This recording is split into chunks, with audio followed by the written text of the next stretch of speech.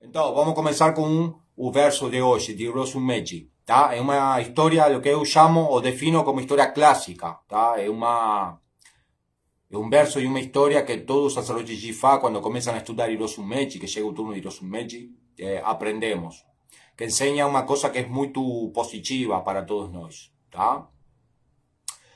O verso diz assim: Adanku, Adaroku, Adanku, Adarodo. Adagbamu borojangan.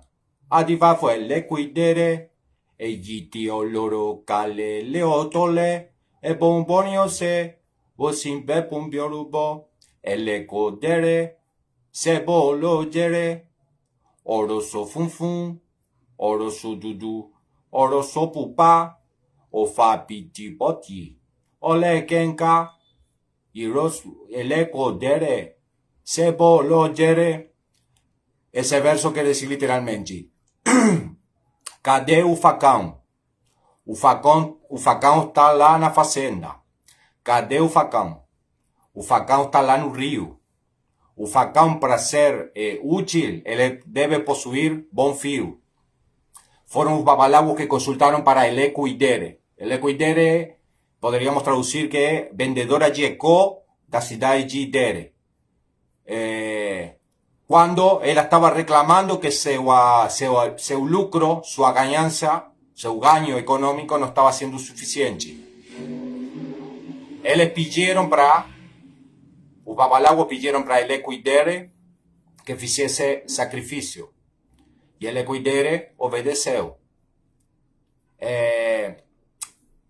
A história por trás desse verso diz assim, que ele cuidere era uma vendedora de eco da cidade do mesmo nome, Idere, e que ela achava que seu negócio não estava prosperando. Ela considerava que ela tinha que vender mais e que as coisas não estavam andando bem. Foi para a casa dos babalawos com os seguintes nomes: Adanko, Adaruko, Adanko, Adarodo, Adawamu Borojangan. Esos tres babalawos consultaron para a vendedora de eco do mercado de Idere e falaram de que ela deveria fazer um sacrifício para sua venda, a venda do negócio dela crescer, se incrementar e a rentabilidade dela se incrementar. Mas mesmo assim, Ifá traçou para ela a mensagem de que na verdade ela estava reclamando, não estava passando necessidade como para ela reclamar tanto. Ela decidiu fazer o ebó, fez o ebó e voltou para sua rotina habitual. Só que passado o tempo, chegou a ouvidos dos babalawos que tinham feito o ebó para ele cuidar, que ela seguia reclamando com as pessoas do mercado que sua venda era pouca, que seu lucro era muito pouco e que ainda mais tinha feito ebó e suas vendas, a rentabilidade de seu negócio não tinha melhorado.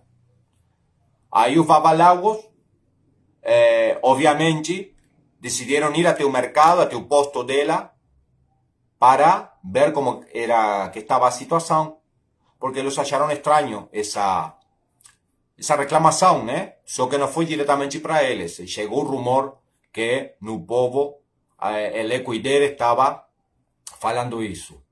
E eles decidiram ir até o mercado. Quando chegaram até o mercado, viram de que, muito pelo contrário, tinha uma fileira de pessoas comprando eco no posto de Ileco Idere. Aí, quando ela se liberou, ela terminou de atender os clientes que estavam comprando no posto dela. Aí eles perguntaram de por que ela seguia reclamando. Si todo el mundo estaba viendo de que sus vendas tinham melhorado y que ela estaba bien mejor de que cuando eles tinham feito ebó para ela. Y ahí os babalawos decidieron comenzar a cantar una cantiga que es muy conocida dentro do culto de Ifá, que diz: ele cuidere, se bolo yere, ele cuidere, se bolo yere, oro sududu, oro sofunfun, oro sopupa, o fa potigi ole kenka, ele cuidere se vologere. O que quer dizer, vendedora chegou do mercado de Dere. Você fez cebó e ainda assim sigue reclamando. Vendedora chegou do mercado de Idere. Você fez cebó e ainda assim sigue reclamando. Nós estamos vendo de que você tem roupa vermelha, tem roupa branca e tem roupa preta. Isso é uma mensagem simbólica de que a pessoa não tem nenhum tipo de carência. Uma pessoa normalmente que escolhe que cor de roupa ela vai usar, quer dizer de que ela não tem carência. Vendedora chegou da cidade de Idere. Você fez o sacrifício e ainda assim sigue reclamando.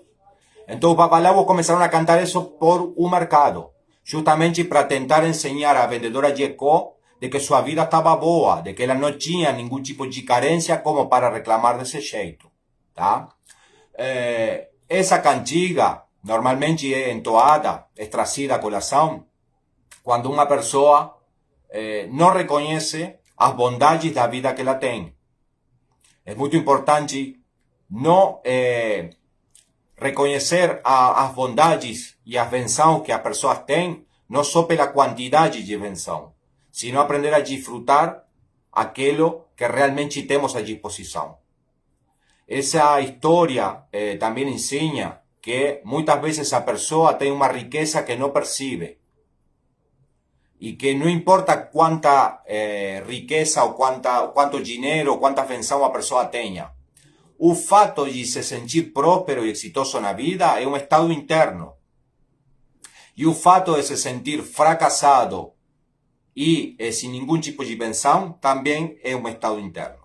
Assim como a própria vendedora Jekó do mercado de Idere. Quando ela foi a consultar IFA por primeira vez, ela não estava ruim. Só que ela tinha uma ambição de melhorar. Até aí tudo bem. Aí os babalabos recomendaram um sacrifício. Fizeram um sacrifício e Ifá respondeu muito bem na vida dela. Sua vida melhorou. Ela começou a ter mais clientes, começou a vender muito mais. Mas mesmo assim ela seguiu reclamando. E isso ensina, ou pelo menos explica, algumas situações que nos deparamos no dia a dia, precisamente para quem se dedica ao sacerdócio, que não importa quanta prosperidade uma pessoa conquista através do sacrifício. Muitas pessoas perderam por completo a capacidade de se sentir prósperos.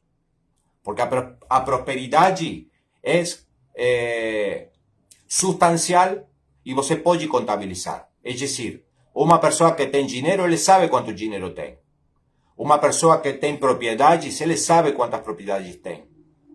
Mas não é isso o que importa para uma pessoa se achar próspero. O que importa é o que você sente com aquilo que você conquistou. E esse foi o caso da vendedora de Eco. Ela melhorou substancialmente sua vida, mas mesmo assim ela já tinha o hábito de seguir reclamando, porque nada para ela era suficiente. E muitas pessoas andam pela vida com esse tipo de mentalidade. Tá?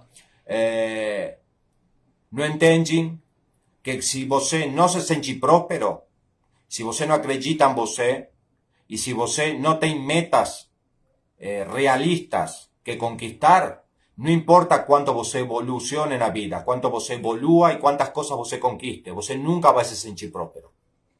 Porque a felicidade, porque a prosperidade, o êxito é um estado espiritual interno. Não é algo que você pode contabilizar em carros, em bens e em bênçãos. Você tem seguramente se deparado em algumas ocasiões na vida pessoas que têm tudo e não têm nada. Esse é um claro exemplo de equidere. Ou pessoas que têm muita pouca coisa, porém eles têm a capacidade de se sentir preenchidos, felizes e prósperos. Então, Ifá explica através do Hiroshi Meiji que a pessoa, para poder evoluir, não só tem que conquistar coisas materiais, sino que tem que se sentir próspero. Não adianta você acumular bens e acumular benção se você não vai ter a capacidade de desfrutar de aquilo que você conquistou. E aí a pessoa entra num sistema macabro, donde ela expresa de suas próprias ambições. É como aquele cachorro que vai ir deitar. Ele começa a seguir seu próprio rabo. É por isso que muitas vezes a pessoa chega até uma consulta de Ifá com ambições, com anhelos ou com metas a resolver. Porém, Ifá diz de que a pessoa tem que ser menos materialista e enxergar mais dentro dela. E aí a maioria das pessoas não compreendem a profundidade que Ifá está falando. E um claro exemplo de história pode ser encontrado no Odu e o Losum Meiji. Também essa história nos deixa como ensinamento que não adianta a pessoa esperar melhoras substanciais na sua vida sem esforço. Porque se vocês param para pensar, o nome dos 3 babalabos que consultaram para Ele Cuidere são cadê o facão? O facão está na fazenda. Então, se um facão está na fazenda na mão de alguém, é porque ele está trabalhando incansavelmente. Cadê o facão? O facão está no rio. Tá? Se um facão está no rio, na mão de alguém, ele está trabalhando. E o terceiro auô do verso diz de que um facão, para ser útil, ele deve possuir bom fio. E o terceiro babalabo é muito interessante, porque nos traz a mensagem de que uma pessoa, para evoluir e para se tornar próspero, tem que trabalhar incansavelmente, tá? Tem que entender de que as bênçãos que você vai adquirir lá no futuro vão ser produto do seu esforço e trabalho. E o terceiro auô diz de que você não pode aguardar uma melhoria substancial se você não se prepara de forma substancial. Porque o que acontece quando uma pessoa que pretende utilizar um facão que não tem fio? Ele vai trabalhar mais, mas ele vai produzir menos. Então, você tem que trabalhar, perseguir suas metas com esforço, com determinação, com disciplina e, muito importante, você tem que estar preparado. Também, basado nesse conceito, vemos muitas vezes pessoas que chegam até o Ifá a pedir respostas sobre algumas metas ou sonhos que a pessoa tem que são totalmente afastados da realidade.